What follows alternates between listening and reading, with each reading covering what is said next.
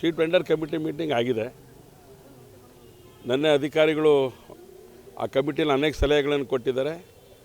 ಅದಕ್ಕಿಂತ ಮುಂಚೆ ಶಿವಮೊಗ್ಗ ನಗರದ ಕೆಲವು ಅಸೋಸಿಯೇಷನ್, ಗಾಂಧಿ ಬಜಾರ್ ಅಸೋಸಿಯೇಷನ್ನು, ನೆಹರು ರಸ್ತೆ ಅಸೋಸಿಯೇಷನ್ನು, ಬೇರೆ ಬೇರೆ 3-4 ಅಸೋಸಿಯೇಷನವ್ರು ಬಂದಿದ್ದರು.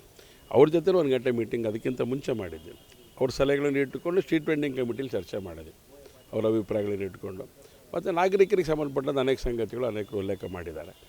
ನಾಗರಿಕರಿಗೆ ಸಂಬಂಧಪಟ್ಟಂಥ ಸಮಸ್ಯೆ ಪರಿಹಾರ ಮಾಡಲಿಕ್ಕೆ, ಹಾಗೆಯೇ ನಮ್ಮ ಯಾರು ಗಾಂಧಿ ಬಜಾರ್ ಒಳಗಡೆ, ನೆಹರು ರೋಡ್ ಒಳಗಡೆ ಯಾರ್ಯಾರು ಅಂಗಡಿಗಳನ್ನ ಪರ್ಮನೆಂಟಾಗಿ ಇಟ್ಕೊಂಡು ಕೆಲಸ ಮಾಡ್ತಾಯಿದ್ದಾರೆ ಮೊದಲಿಂದ ಭಾಳಷ್ಟು ವರ್ಷಗಳಿಂದ, ಅಲ್ಲಿ ಫುಟ್ಪಾತ್ ವ್ಯಾಪಾರಿಗಳಿಂದ ಆಗ್ತಿರುವಂಥ ತೊಂದರೆಗಳಿಗೆ ಸಂಬಂಧಪಟ್ಟಂತೆ ಈಗಾಗಲೇ ವಿಸ್ತೃತವಾಗಿ ಚರ್ಚೆ ನಡೆದಿದೆ. ಸ್ಟ್ರೀಟ್ ವೆಂಡಿಂಗ್ ಝೋನ್ಗಳನ್ನು ಮಾಡಬೇಕು ಅಂತ ಯೋಚನೆ ಆಗಿದೆ. 14 ಕಡೆ ಈ ಥರದ ಐಡೆಂಟಿಫಿಕೇಷನ್ ಮಾಡಿದೆ. ಈಗ ತಕ್ಷಣದೊಳಗಡೆ 4 ಝೋನ್ಗಳನ್ನು ಪ್ರಾರಂಭ ಮಾಡುತ್ತೆ, ಆರಂಭ ಶುರು ಆಗುತ್ತೆ. ಅದಾದಮೇಲೆ 14 ಕೂಡ ಮಾಡುತ್ತೆ. ಯಾರ್ಯಾರು ವ್ಯಾಪಾರಸ್ಥರು, ಬೀದಿ ಬದಿ ವ್ಯಾಪಾರಸ್ಥರು ಎಲ್ಲೆಲ್ಲಿದ್ದಾರೆ ಅವರೆಲ್ಲರಿಗೂ ಒಂದು ಕಡೆಗೆ ತೊಗೊಂಡೋಗ್ಬೇಕು ಅಂತ ಒಂದು ಪ್ರಯತ್ನ ನಡೆದಿದೆ. ಹಾಗಾಗಿ ಆ ದಿಕ್ಕೊಳಗೆ ಸಲಹೆಗಳು ಇಟ್ಕೊಂಡು ಸುಮಾರು 1-1.5 ಗಂಟೆಗಳ ಕಾಲ ಚರ್ಚೆ ನಡೆದಿದೆ.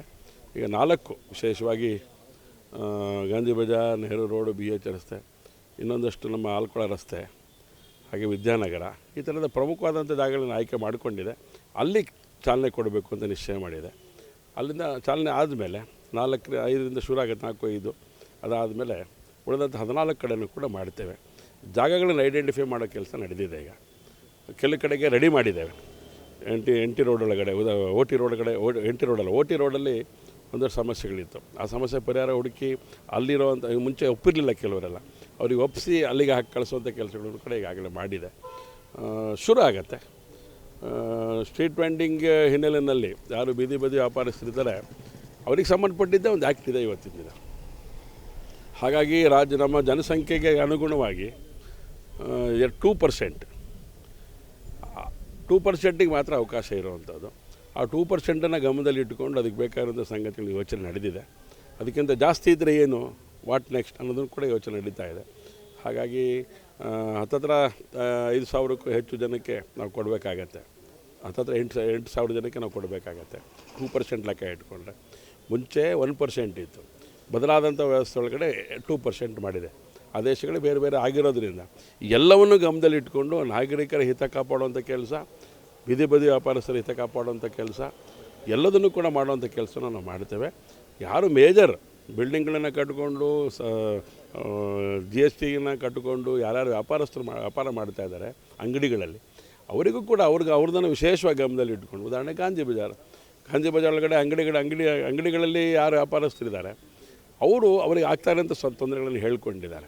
ಸೊ ಹಾಗಾಗಿ ಅವರಿಗೆ ಇನ್ನೊಂದು ಭಾಳ ಪ್ರಮುಖವಾಗಿ ಈಗಾಗಲೇ ನಾವು ಬಸ್ ಸ್ಟ್ಯಾಂಡ್ ಹತ್ರ ಇರುವಂಥ ಒಂದು ಬಿಲ್ಡಿಂಗ್ ಏನಿದೆ ಅದಕ್ಕೋಸ್ಕರ ಕಟ್ಟಿರೋದು, ಅವರಿಗೂ ಆಕರ್ಷ್ ಝೋನ್ ಅಂತ ಏನು ಮಾಡಿದೆ ಅದಕ್ಕೂ ಪರಿಹಾರ ಕೊಡೋ ಕೆಲಸ.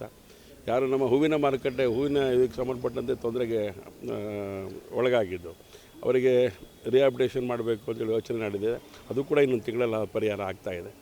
ಒಟ್ಟಾರೆ ಇಡೀ ಶಿವಮೊಗ್ಗ ನಗರ ಫುಟ್ಪಾತಿಗೆ ನಾಗರಿಕರಿಗೆ ಸುಗಮವಾದಂಥ ಪ್ರಯಾಣ ಮಾಡಲಿಕ್ಕೆ ಬೇಕಾಗಿರೋಂಥ ಸಂಗತಿಗಳು ಯೋಚನೆ ಮಾಡುವಂಥದ್ದು. ಅನೇಕ ಕಡೆಗಳಲ್ಲಿ ಅನಿವಾರ್ಯತೆ ಇರೋಂಥ ಜಾಗಗಳಲ್ಲೂ ಕೂಡ ಫುಟ್ಪಾತಲ್ಲಿ ಅಕಸ್ಮಾತ್ ಯಾರೋ ಕೆಲವರು ಇಟ್ಕೊಂಡಿರೋಂಥ ಅನಿವಾರ್ಯತೆ ಇದ್ದಂಥ ಪರಿಸ್ಥಿತಿಗಳಲ್ಲಿ ಅದಕ್ಕೆ ಏನು ಮಾಡಬೇಕು ಅನ್ನೋದು ಯೋಚನೆ ಮಾಡೋಕ್ಕೋಸ್ಕರ ಒಂದು ತಂಡ ರಚನೆ ಮಾಡ್ಕೊಂಡು ಪ್ಲ್ಯಾನ್ ಮಾಡಿಕೊಂಡು ಒಟ್ಟಾರೆ ಸಮಗ್ರವಾಗಿ ನಗರದ ನಾಗರಿಕರ ಹಿತದೃಷ್ಟಿಯಿಂದ ಎಲ್ಲ ಸಂಗತಿಗಳನ್ನು ಯೋಚನೆ ಮಾಡ್ತಾರೆ. ಎಲ್ಲಿ ಅಲರ್ಟ್ ಆಗಿದೆ, ಎಲ್ಲಿ ಹೋಗಿದ್ದಾರೆ ಗೊತ್ತಿಲ್ಲ, ಎಲ್ಲೂ ಅಲರ್ಟ್ ಮಾಡಿಲ್ಲ ನಾವಿನ್ನು ಬೀದಿ ಬದಿ ವ್ಯಾಪಾರಸ್ಥರಿಗೆ. ಏನಾಯಿತು, ನಾವು ಹೂವಿನ ಮಾರ್ಕೆಟ್ನವರಿಗೆ ನಾವು ಅಲರ್ಟ್ ಮಾಡಿದ್ದೀವಿ ಅಂತ ಇನ್ನೂ ನಾವು ಕೊಟ್ಟಿಲ್ಲ, ಹ್ಯಾಂಡ್ ಓವರ್ ಮಾಡಿಲ್ಲ. ನಾವು ಯೋಚನೆ ಮಾಡಿದ್ದೀವಿ ಅಲರ್ಟ್ ಮಾಡೋಕ್ಕೆ. ಅವ್ರದ್ದು ಹಳೆಯದಿಂದ ಒಂದು ಪಟ್ಟಿ ಇದ್ದೇ ಇದೆ ಅವ್ರದ್ದು. ಅವರಿಗೆ ಇಂಥ ಕಡೆಗೆ ನೀವು ಹೋಗಬೇಕು ಅಂತ ನಾವು ಹೇಳಬೇಕಲ್ಲ, ಆ ಪ್ರೊಸೆಸ್ ಇನ್ನೊಂದು ತಿಂಗಳಲ್ಲಿ ಆಗತ್ತೆ. ಅದಕ್ಕಿಂತ ಮುಂಚೆ ಆಗ್ಬೋದು, ಒಂದು ತಿಂಗಳಂತೂ ಅದಕ್ಕೆ ಟೈಮ್ ಇಟ್ಕೊಂಡಿದ್ದೇವೆ. ಉಳಿದಂತೆ ಕೆಲವು ಜಾಗಗಳಲ್ಲಿ ರಸ್ತೆನೇ ಬ್ಲ್ಯಾಕ್ ಆಗಿರೋಂಥದ್ದು ಇದೆ. ಉದಾಹರಣೆಗೆ ಬಸವೇಶ್ವರ ದೇವಸ್ಥಾನದ ಹಿಂಭಾಗ ರಸ್ತೆನೇ ಎಂಕ್ರೋಚ್ ಮಾಡಿಬಿಟ್ಟಿದ್ದಾರೆ. ಅಲ್ಲಿ ಅವಘಡ ನಡೀತು, ಬೆಂಕಿಗೆ ಅನಾಹುತ ಆಯಿತು. ಆ ಜಾಗಕ್ಕೂ ಕೂಡ ವಿಶೇಷವಾಗಿ ಯೋಚನೆ ಮಾಡೋಂಥದ್ದು ನಾವು ಗಮನದಲ್ಲಿ ಇಟ್ಕೊಂಡು ಯೋಚನೆ ಮಾಡ್ತಾಯಿದ್ದೀವಿ. ಅವರಿಗೆ ರಿಹ್ಯಾಬಿಟೇಷನ್ ಏನು ಮಾಡೋದಾದರೆ, ಯಾಕಂದರೆ ರಸ್ತೆನೇ ಪೂರ್ತಿ ಯಾರು ಒಂದೊಂದು ಸರಿ ಏನಾಗತ್ತಲ್ಲಿ ಜನನೂ ನಡ್ಕೊಂಡೋಗಾಗಿದೆ ಅಂತ ಸ್ಥಿತಿ. ಈ ಕಡೆ ಅಂಗಡಿ, ಈ ಕಡೆ ಅಂಗಡಿ, ನಾಲ್ಕು ಜನ ಈ ಕಡೆ ನಿಂತ್ಕೊಂಡ್ರೆ ಈ ಕಡೆ ನಿಂತವ್ರಿಗೆ ತೊಂದರೆ ಆಗತ್ತೆ, ಈ ಕಡೆ ನಿಂತವ್ರಿಗೆ ಈ ಪರಿಸ್ಥಿತಿ ಅಲ್ಲಿದೆ. ಅದನ್ನು ಕೂಡ ಆ ಥರದ ಸಂಗತಿಗಳನ್ನು ಯೋಚನೆ ಮಾಡಿ ವಿದ್ಯಾನಗರ ಬೇರೆ ಬೇರೆ ಭಾಗಗಳಲ್ಲಿ ದೊಡ್ಡ ಫುಟ್ಪಾತ್ಗಳನ್ನು ಮಾಡಿದ್ದೇವೆ ನಾವು.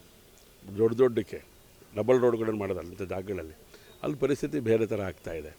ಸೊ ಹಾಗಾಗಿ ಅದನ್ನು ಕೂಡ ಗಮನದಲ್ಲಿ ಇಟ್ಕೊಂಡು ಅದನ್ನು ವೆಕೇಟ್ ಮಾಡಿಸುವಂಥ ಕೆಲಸನೂ ಕೂಡ ಕೈ ಹಾಕಿದ್ದೇವೆ. ನಾವು ಖಂಡಿತವಾಗ್ಲೂ ಅದರಲ್ಲಿ ಯಶಸ್ವಿ ಆಗ್ತೇವೆ. ಶಂಕರಮಠ ರೋಡು, ವಿದ್ಯಾನಗರದ ರೋಡು, ಅಶೋಕ ರೋಡು, ಗೋಪಾಳದ ಭಾಗ ಹೇಳಿದಲ್ಲ, ಊರು ಎಲ್ಲೆಲ್ಲಿ ನಾವು ದೊಡ್ಡದು ಬೆಳೀತಾ ಇದೆ ಅಲ್ಲೆಲ್ಲ ಕಡೆಗಳಲ್ಲೂ ಇದೊಂದರೊಳಗಡೆ ಇಲ್ಲಿಲ್ಲ ಅಂತಿಲ್ಲ, ಇಲ್ಲೂ ಅದಕ್ಕೆ ತಕ್ಕಂಥ ಮಾಫಿಯಾಗಳು ಇದ್ದೇ ಇದೆ. ಅದು ಬೆಳಕಿಗೆ ಬಂದಿಲ್ಲದೆ ಇರ್ಬೋದು, ನಮ್ಮ ಕಣ್ಣಿಗೆ ಮಾತ್ರ ಬಿದ್ದಿದೆ ಅನೇಕ ಸಂಗತಿಗಳು. ಸೊ ಆ ಥರದಕ್ಕೆ ಕಡಿವಾಣ ಹಾಕುವಂಥ ಕೆಲಸನೂ ಕೂಡ ನಾವು ಮಾಡ್ತಾಯಿದ್ದೀವಿ.